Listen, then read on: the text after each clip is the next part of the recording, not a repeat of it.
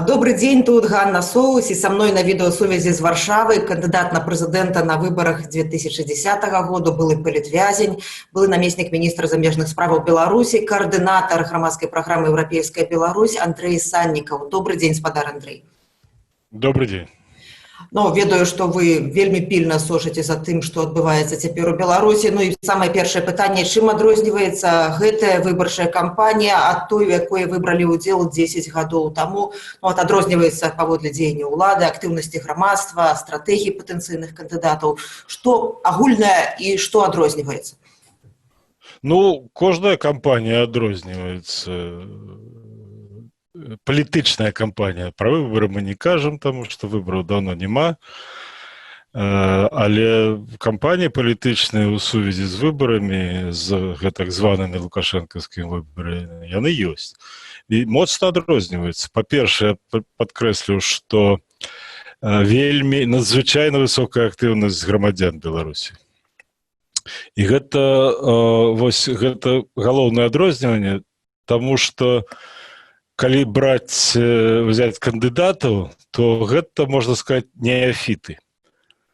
А калі ў папярэдніх выбарах удзельнічалі людзі больш-менш вядомыя ў Беларусі і у апазіцыі беларускай, то гэтыя кандыдаты, напрыклад, 3 лідары, я буду казаць відавочна пра Сергея Ціхановскага, а не пра Святлану, таму што, на жаль, ему не дазволілі ўдзельнічаць. Вось, гэта неафіты, але ж неафіты, якія вось гэтая актыўнасць, яны справакавалі, яны зрабілі, ну, неверагодныя проста, і людзі адгукнуліся. І таму можна казаць, што вось самае адметнае — гэта людзі, гэта грамадзяне, якія ўдзельнічаюць. Яны таксама, напэўна, неафіты збольшага, тыя, хто падтрымліваюць гэтых кандыдатаў, так? Ну, я думаю, такі электарат, прыхільнікі Ціхановскага, гэта не неафіты, гэта пратэсны электарат. Гэта тыя людзі, якія былі на вуліцах ужо, і маладыя людзі, якія далучыліся да гэтых пратэстаў. А вось электарат 2 іншых лідараў, гэта так, гэта тыя людзі, якія, ну, разважалі, што нічога не будзе адбывацца, мы лепш паназіраем. У 2010 годзе гэта адбывалася таксама, што людзі выходзілі з гэтай такой капсулкі свае назірання і далучаліся да працэсаў, таму што, ну, нельга сказаць, што такая была лібералізацыя адразу закладзена. Мы гэтую лібералізацыю адваёўвалі, таму што былі рэпрэсіі, не дазвалялі таксама на пікетах на нашых збірацца, але ж там не было такой жорсткай рэакцыі, таму мы пэўныя такія платформы зрабілі на кожным пікеце, і на вуліцах, і грамадзяне, і людзі з задавальненнем абмяркоўвалі сітуацыю ў Беларусі і выйсці з гэтай сітуацыі. Тут адбылося тое, што вось гэтыя умоўныя 2 часткі грамадства, яны спалучыліся ў падтрымкі пераменаў. І вось гэта, я лічу, самае цікавае. Ну, а тое, што ўлада дагэтуль захавала свой страх пасля 2010 года, гэта відавочна. І тое, што яны... Таму што ў 2015 годзе выбары, ну, не адбыліся ўвогуле. І не таму, што там не было кандыдатаў. Апазіцыя свядома прыняла рашэнне не ўдзельнічаць, таму што быў у турме Нікалай Статкевіч і іншыя, і гэта было б амаральна проста. І таму ніхто і не ўдзельнічаў. Гэта быў такі суцэльны ігнор. Калі казаць пра дзеянні ўлады, ну, як бы стратэгія зразумелая, гэта дэманстрацыя сілы, гэта гвалт, гэта рэпрэсіі. Ці больш жорсткія гэта рэпрэсіі? Зараз? Так. Ну, відавочна, што больш жорсткія рэпрэсіі. І адметнасць у тым, што яны пачаліся да выбараў. Вось гэта даволі нечакана, таму што, ну, ўсё ж такі неяк давалі, каб зрабіць уражанне, што ёсць нейкія выбары, ўсё ж такі давалі кандыдатам, прынамсі, працаваць падчас збору подпісаў. А тое, што, ну, я лічу, што гэта сапраўды, гэта страх вялікі, велізарны страх Лукашенка, гэта ягонае вар'яцтва, гэта поўная неадэкватнасць ва ўсіх сферах, пачынаючы з эканомікі, где там ледзь утрымліваецца ўся эканамічная сістэма ў Беларусі. Таму я так рэагую, таму што відавочна, што ну, час яго даўно ўжо мінуў, а ён чапляецца зараз за ўладу, а ненавісць у людзей расце да яго. Рэпрэсіі закранулі моцна вас самога, вашу сям'ю, вашу жонку, вашага сына, вашу маці, яна вельмі перажывала, бацькоў, жонкі. Што б вы цяпер маглі сказаць родным зняволеных і Віктара Бабарыкі, Эдуарда Бабарыкі, Сергея Ціхановскага, Павла Севярынца, Міколы Статкевіча ды іншых, дзесяткі людзей цяпер за кратамі проста? Ну, я нічога не магу сказаць родным Павла Севярынца, Кастусю, бацьку, ні Вольгі жонкі, ні Ганне сястры, ні Тацяне, якую я ведаю, таму што яны все ведаюць. І гэтым людзям проста мы павінны все пакланіцца за падтрымку. Нічога не магу сказаць таксама ні дачкам Міколы Статкевіча, Ганне Кацярыне, ні Марыне Адамовіч, таксама ўсё ведаюць. І вось што, чаму я кажу, што мы павінны падзякаваць гэтым людям, таму што яны заўсёды змагаюцца не толькі за сваіх родных, а за ўсіх палітзняволеных. І я гэта добра ведаю, я адчуваў гэтую падтрымку, калі сам сядзеў побач са Статкевічам, дарэчы. А вось Светлане і родным Бабарыкі, Віктара і Эдуарда хацеў бы сказаць, звяртайцеся да людзей. Беларусы вельмі моцныя сваёй салідарнасцю. Звяртайцеся да людзей, прадэманструйце, што таксама вы падтрымліваеце ўсіх палітвязняў. Гэта вельмі важна зараз. Ніколі нельга неяк падзяляць нашы ці не нашы палітвязні. Калі чалавек апынуўся па палітычных матывах за кратамі, мы падтрымліваць, абавязаны ўсе яго падтрымліваць. Ну і вытрымкі ім, я думаю, што вельмі цяжкія часы, людзі апынуліся ў вельмі складаных умовах, і мы ўсе павінны іх падтрымаць зараз. Ну, Сергей вогуле ў карцары ўжо другі раз працягваюць ему. Ідуць катаванні. Але ж гэта не павінна неяк паўплываць на актыўнасць грамадзян, на падтрымку, таму што гэта падтрымка так іх, як саміх, як асобаў, але ж это і падтрымка працэсу змену, які пачаўся з іх удзелам актыўным. Я думаю, што калі вы прымалі рашэнне удзельнічаць у гэтай кампаніі, як і вельмі многія кандыдаты, у свой час Казулін, у свой час Марыні, Чыгір, цяпер там Бабарыка, Ціхановскі, Цапкала, все усведамлялі, што гэта рызыкоўная справа, што будуць рэпрэсіі, будуць арышты, будуць абвінавачванні, будуць паклёпы, будзе цярпець сям'я, можа быць эміграцыя, просто не будзе паўнавартаснага нармальнага жыцця на радзіме. Все гэта зразумелі, і все гэта гады спрабуюць гэта рабіць, ведаючы все рызыкі. Які ваш адказ, чаму людзі гэта робяць, ведаючы? Бабарыка ведаў, на што ідзе, так? І вы ведалі, на што ідзеце? Ну, я думаю, так, я веду, на што іду, і Бабарыка таксама веду, але ж я не думаю... Гэта былі розныя веды. Я ўжо быў у апазіцыі шмат гадоў. Ён толькі зараз з'явіўся і падкрэсліў увесь час, што ён не ў апазіцыі. Гэта было, можа быць, і памылкова. Чаму ўсё гэта робіцца? Ну, таму што гэта сведчыць пра тое, што мы не пагаджаемся з такой краінай. Мы павінны вярнуць сваю Беларусь сабе. Гэта ну, ніяк не Беларусь Лукашэнкі. Гэта не калгас, якой ён тут пабудаваў.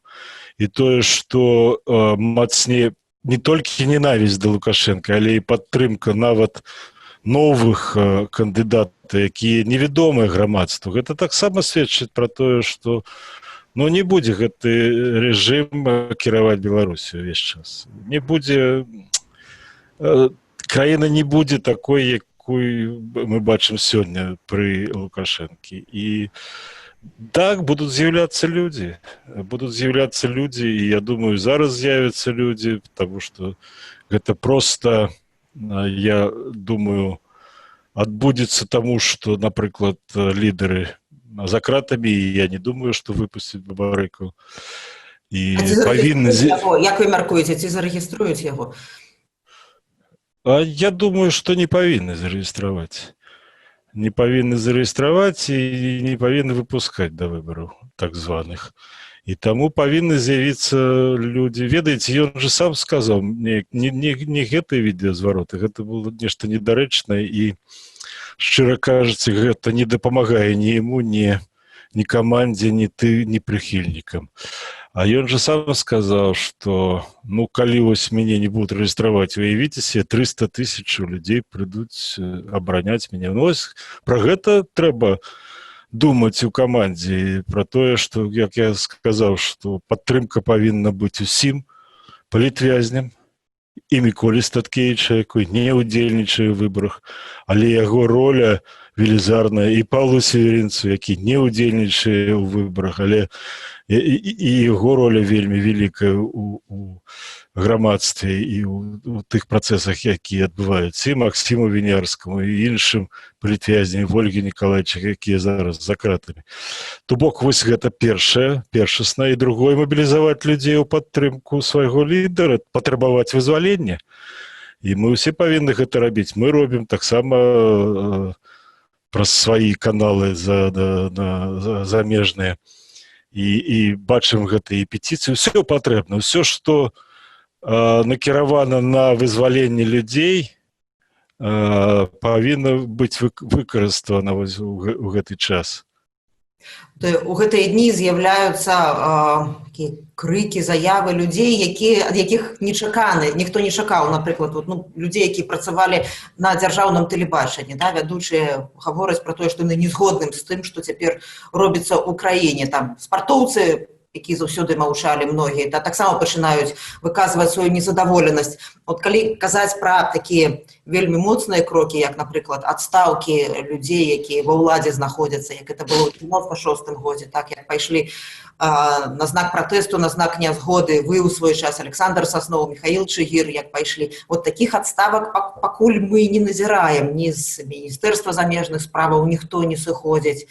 Як вы мяркуеце, чаму сярод ва ўладзе пакуль гэтыя галасы, як сярод прапагандыстаў, не гучаць пакуль? Ці гэта больш пільны падбор кадраў усе гэтыя гады ішоў, ці гэта страх?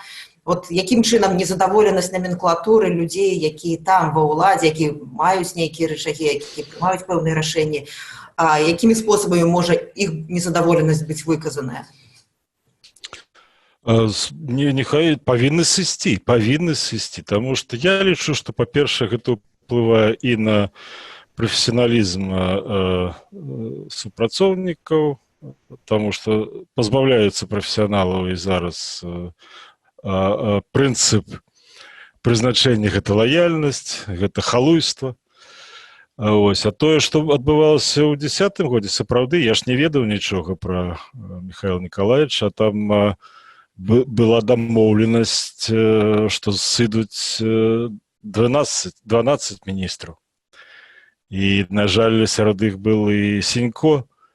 Но я бачу, што з гэтымі людзьмі потым адбывалася, калі яны засталіся. Гэта ўжо яны, я б сказаў так, гэта была эрозія асобы.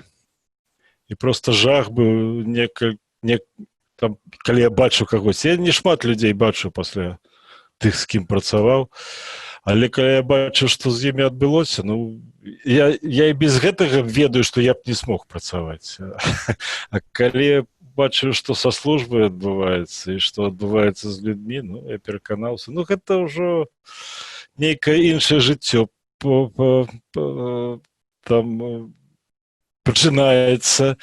Можа быць, так больш камфортная для фізічна, але проста разбуральная для асобы. І зараз павінны сыходзіць. Проста сапраўды кожны раз, калі вось бачыш гэтых былых, на жаль, былых супрацоўніц, альбо спартоўцаў, альбо там акцёры таксама выказваюцца, то радуешся за іх, што людзі захавалі сябе і нешта. Нават калі ты удзельнічаў у гэтых злачынствах улады, калі ты зараз ўсё ж такі знойдзеш сілы і зробіш заяву і звольнішся, то гэта будзе і не толькі для цябе, гэта будзе для тваіх родных, для дзяцей сапраўды вялікая перамога, вялікая падтрымка. Ну не чакайце лёсу Грабоўскага, які распавёў пра забойствы. Таму што ён нават ён знайшоў сілы пакаяцца.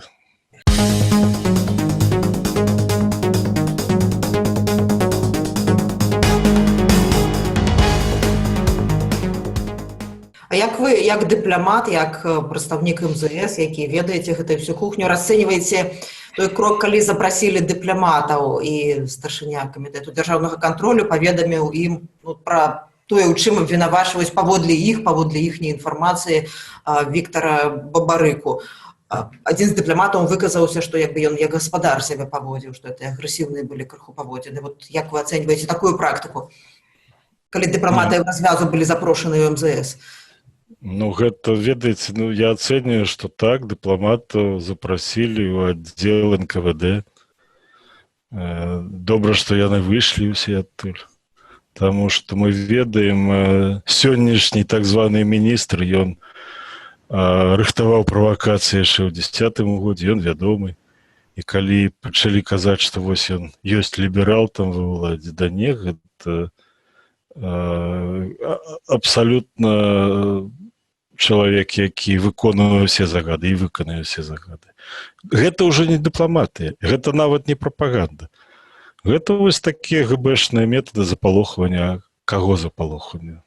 А вы казалі пра 10-й год, што за правакацыя ў 10-м годзе? Ну, гэта ж кіраўнік адміністрацыі ў той час сказаў, што рыхтуецца правакацыя апазіцыі з выкарыстаннем выбуховых прыладаў і з выкарыстаннем зброі. Ну, гэта было ўсё, сцэнарый распісана, так і такая роля была. І зараз ён выконвае ўсё гэта. І МІД, на жаль, МЗС выконвае ўсе гэтыя загады.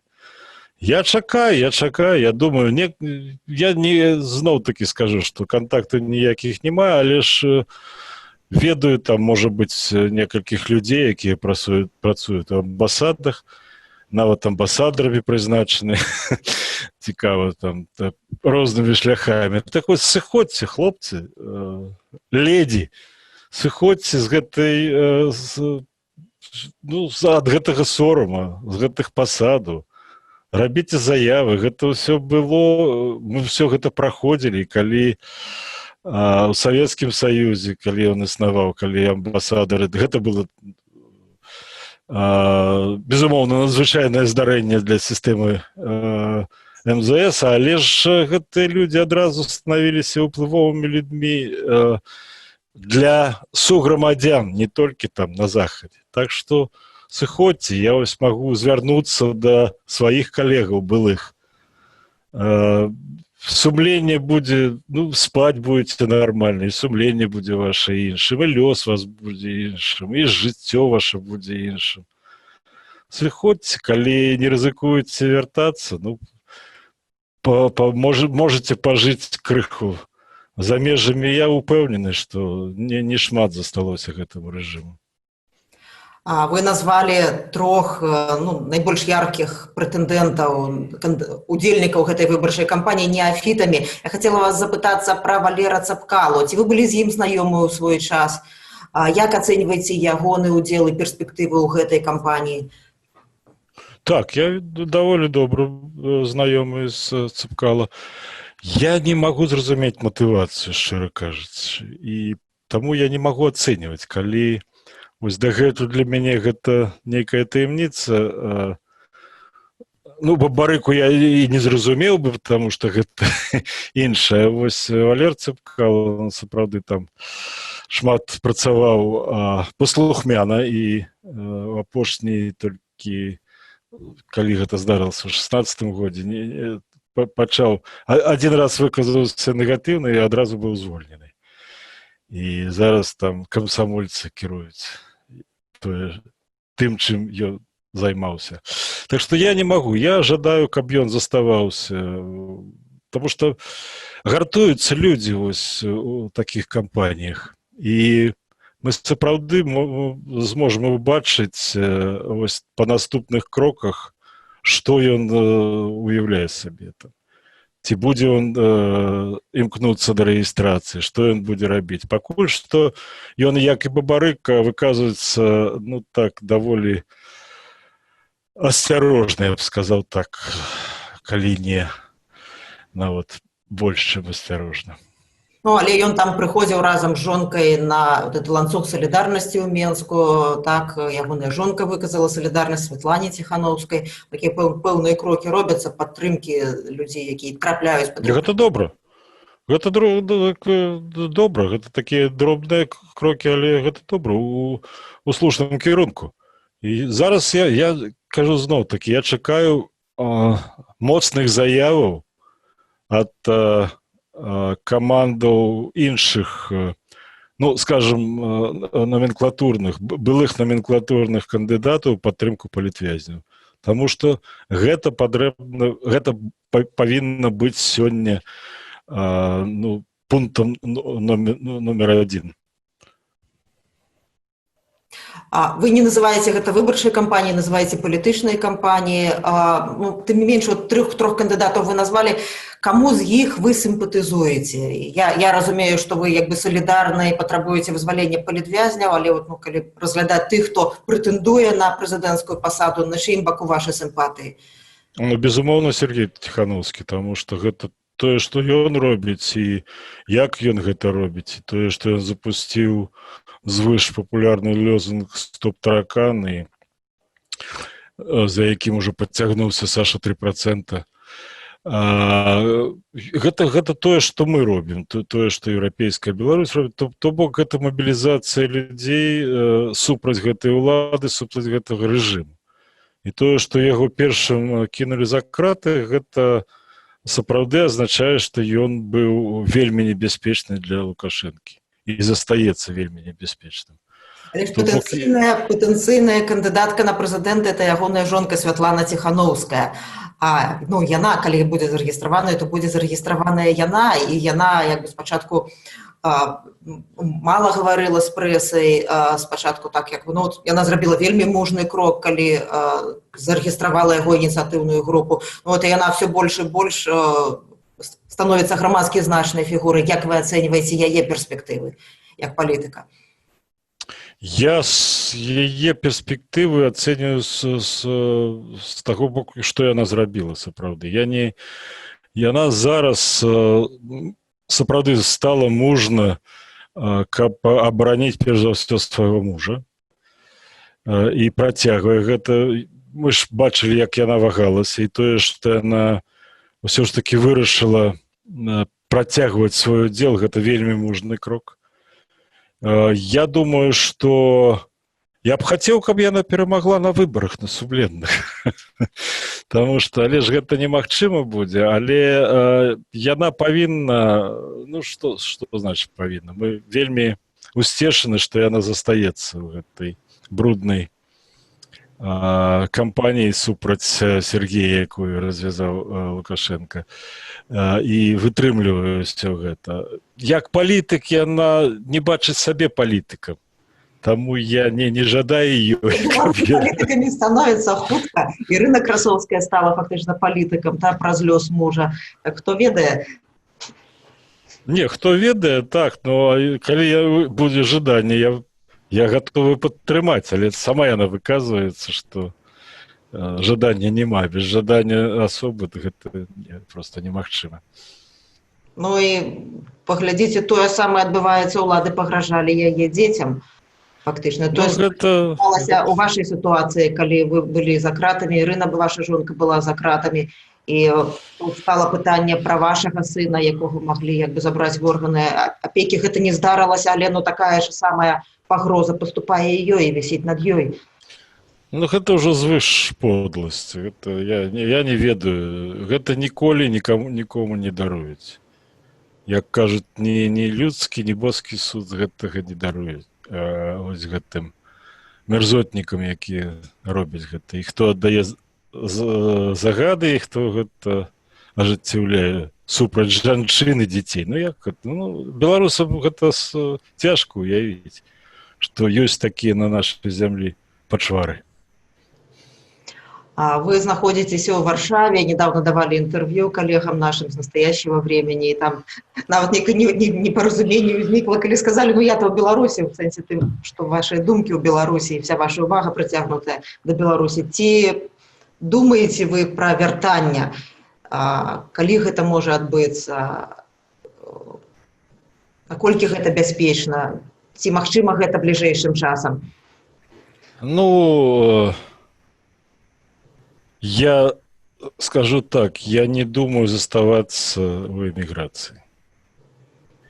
И тому я и казал, что я не займаюсь іншими справами, только белорусскими справами. У меня есть тут легальные, кажется, подставы для гэтага. И увесь час сапраўды працуеш над тым, як дапамагчы, што яшчэ можна зрабіць. Вось. Так что нема у меня жадания уладкавацца в утульнай пакуль што Европе. Я не ведаю. Таксама працэсы тыя, што тут адбываюцца, вельмі небяспечныя ёсць. Вы казалі пра тое, што ў тым ліку працуеце над тым, каб рэакцыя міжнародная на падзею ў Беларусі была адэкватнай, была заўважнай. Як вы мяркуеце, якой яна можа быць у выпадку вельмі моцных рэпрэсій улады? Ці яна традыцыйнай, заявы, потым санкцыі? Безумоўна, ніхто не можа быць задаволеным гэтымі выказваннямі заклапочанасці. Гэта ўсё, на што яны здольныя. Я падтрымліваю тое, што некаторыя дэпутаты Еўрапарламента, напрыклад, Петрас Астравічус, уже зараз закликают до санкций. Мы повинны ратаваць людей. Я заўсёды тлумачу, что гэта не стратегія. Санкции ніколі не былі і не будуць стратегіі, але гэта абароняць людзей. Калі вы уведете санкции и пачнете вводить, нельга просто злачынцаў пакідаць беспакаранымі. То гэта просто выратуе людзей. І таму зараз так я спрабую тлумачыць, што павінны быць жорсткія меры. Не чакайце больш складаных там умоваў у Беларусі. Вы самі... Яны памыліліся. Тут яшчэ што? Тут тое, што мы тлумачылі весь гэты час, што не зменіцца гэты Лукашенко, не зменіцца гэты рэжым. Ён сапраўды антынародны. І гэта відавочна зараз. Гэта відавочна было па пандэміі, па ковіду. Гэта відавочна, што ён рабіў з апазіцыю ўвесь час. Ніколі ён не зменіцца. Навошта вы гуляеце з ім у гульні? Не будзе у вас ніякай бяспекі з гэтым рэжымам. Бяспека будзе пры дэмакратычнай Беларусі. Не трэба нам разважаць, што будзе Масква рабіць, што не будзе рабіць. Вы дапамагіце нам. Не ўмешальніцтвам, а дапамагіце сапраўды тымі санкцыямі, якія вы, хаця б тымі, якія вы ўводзілі, кропкавыя, візавыя, а потым можна і пашыраць іх. Ну і, бачыце, яны памыліліся з гэтымі сваімі разважаннямі, што Лукашенко вельмі зацікаўлены ў адносінах з Захадам. Ні ў чым не зацікаўлены, акрамя захавання свайго рэжыму, захавання дыктатуры. Это відавочна было нам, усім. І Радыё Свабода таксама, і іншым сродкам масавай інфармацыі, грамадзянам Беларусі, і палітыкам. Але яны, хтосьці быў наіўным, а хтосьці сапраўды махляром, каб зарабіць на нашай бядзе, там падтрымлівалі Лукашэнку за нейкія там, можа, адкаты альбо бізнес у Беларусі. Вось. А зараз яшчэ адно, што заўсёды тлумачу, што гэта не толькі наша небяспека, гэта і ваша небяспека. Таму што ніхто з палітыкаў Беларусі не рызыкнуў бы так пускаць Расію ў Беларусь, як Лукашенко.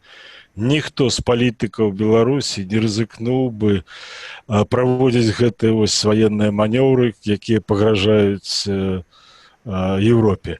Яны ж нікуды не дзеліся. Гэта ўсе захады, гэта падрыхтоўка да наступальных, а не абараняльных аперацый. І гэта тое, што можа адбыцца адразу ж, як толькі Крэмль прыме такое рашэнне. І не гуляйце ў гэтай гульні, таму што гэта сапраўды гэта ваша небяспека. Разумееце гэта? У Польшы разумееце, што Сувалкі сапраўды гэта вельмі небяспечная тэрыторыя для таго, каб уварвацца ў Польшу і каб пайсці далей да Калінінграда. І нічога вы не абароніце, таму што, калі тут будуць расійскія агрэсіўныя дзеянні, вы нічога не зможаце зрабіць. А Лукашенко на гэта здольны, таму вельмі дзіўна чуць, што ён нейкі гарант. Да ніякі ён не гарант. Ён небяспека для незалежнасці Беларусі. Заўсёды быў і будзе. Калі не зменім яго ў хуткім часе. Дзякуй вялікі. На відеасувязі з Варшавы быў кандыдат на прэзідэнта Беларусі на выбарах 2010 году, былы палітвязень, каардынатар Еўрапейскай Беларусі Андрэй Саннікаў, які заклікае людзей, якія ва ўладзе бачаць небяспекі, бачаць тое, што адбываецца, сыходзіць і падаваць у адстаўку, і які выказвае падтрымку ўсім тым, хто цяпер знаходзіцца за кратамі паводле палітычных матываў. Дзякуй вам вялікі. Усяго найлепшага. Дзякуй. Жыве Беларусь. Жыве. Да пабачэння. Да пабачэння.